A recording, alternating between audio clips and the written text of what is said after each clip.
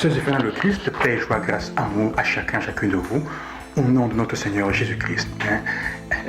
C'est aussi la salutation que nous écoutons de Paul qui fait à son fils, comme il l'appelle, Timothée aujourd'hui. Nous, c'est après avoir fêté la conversion de Paul hier, nous célébrons aujourd'hui la mémoire de Saint Timothée, de Saint Tite.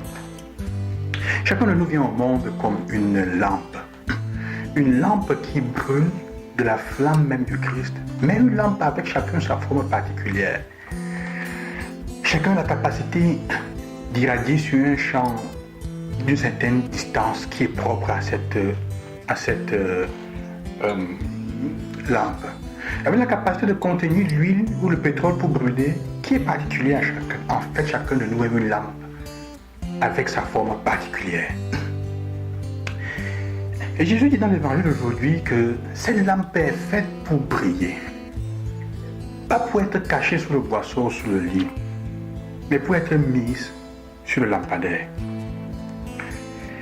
Quelle que soit la manière avec laquelle tu te caches, étant faite comme lampe, quelle que soit la manière avec laquelle tu cherches à cacher, ou on cherche à cacher tes qualités et la lumière que tu as, le morceau de lumière que tu es, qui représente la lumière du Christ complètement, tôt ou tard, ça va se manifester.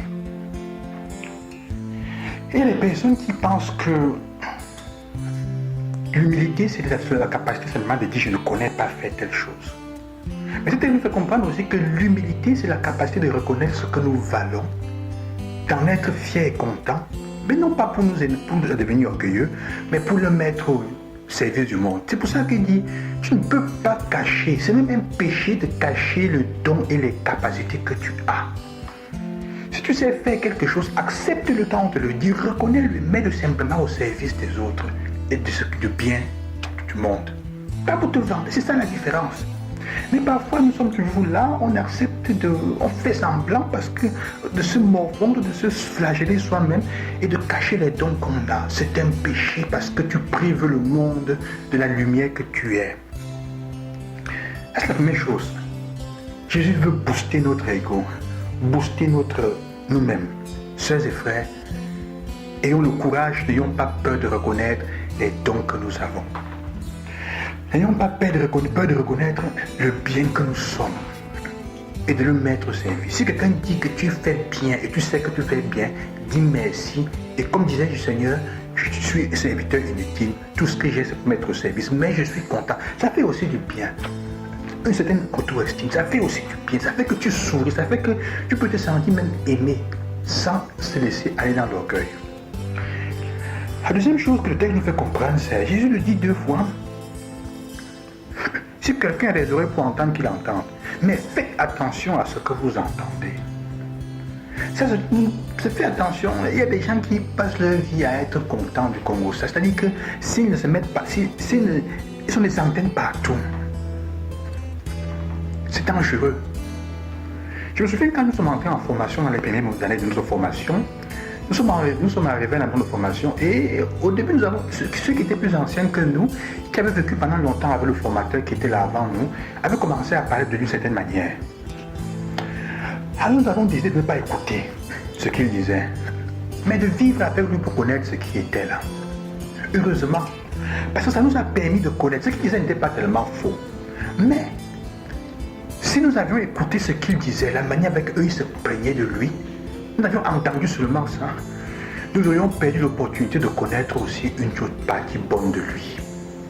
D'ailleurs, tout le bien qui était même en lui, ce qu'eux ils disaient de lui était simplement une petite partie de ses limites. La chance que nous avions eue, c'est que nous avons voulu faire notre propre idée de lui, et ça nous a aidé à apprécier la personne, à la voir pour ce qu'elle était, et à nous rendre compte que les limites qu'on présentait d'elle étaient simplement une petite chose. Il avait beaucoup plus de capacités qui nous ont aidés. On a vécu des années fantastiques ensemble. Pour dire frères et sœurs, faites attention à ce que vous choisissez d'entendre des autres. Si nous prenions la peine souvent de ne pas entendre ce que les gens racontent des autres parce qu'ils ont une expérience négative, nous ferions la rencontre de beaucoup de personnes belles et bonnes qui nous aideraient dans notre vie quotidienne. Mais quand nous choisissons d'écouter tout de suite le mal que l'autre fait, parfois c'est bien d'écouter parce que ça nous affecte peut-être sur certains caractères, mais c'est aussi bien de se faire sa propre expérience sur l'autre. sans être prévenu. Ça fait que souvent on découvre des autres ce que nous n'imaginions pas. Les limites sont là, mais il y a bien peu de bien. Et ça me pousse à voir ce que Paul dit, à apprendre de Paul qui dans sa lettre à Timothée dit quelque chose de fantastique. Il dit, je suis plein de gratitude envers Dieu, à qui je rends un culte avec une conscience pure, à la suite de mes ancêtres.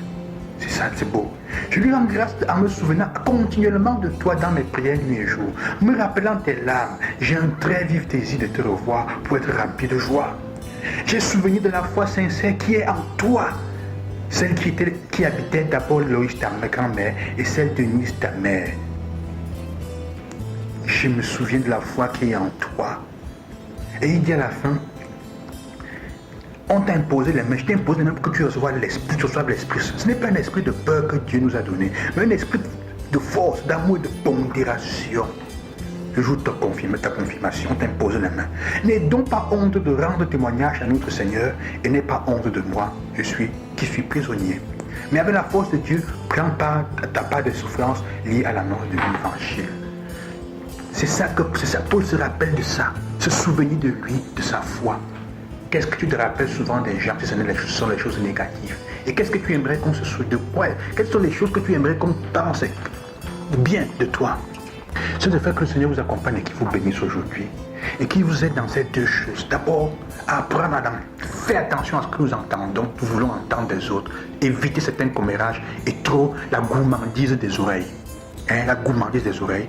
Et surtout aussi, apprenons de l'autre côté, à laisser briller la lampe que nous sommes. Je vous bénis au nom du Seigneur, loué soit Jésus-Christ. À demain.